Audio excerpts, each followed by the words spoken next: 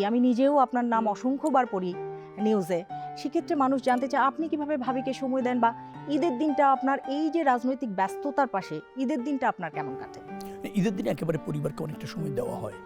সকালে ধরেন নামাজ পড়ার সময়টা অনেক নেতাকর্মীরা থাকে, তাদের নিয়ে ঈদের নামাজটা পড়া হয়, তারপর বাসায় ব্যাক করে পরিবার পরিজনকে যথেষ্ট সময় দেওয়া হয়। আবার বিকেল টাইমটাতে হয়তো আবার নেতাকর্মীরা, শুভানুধ্যায়ীরা যারা পছন্দ করে তারা আসে, তাদের সাথে শুভেচ্ছা বিনিময়, আর তারা অভ্যস্ত হয়েছে।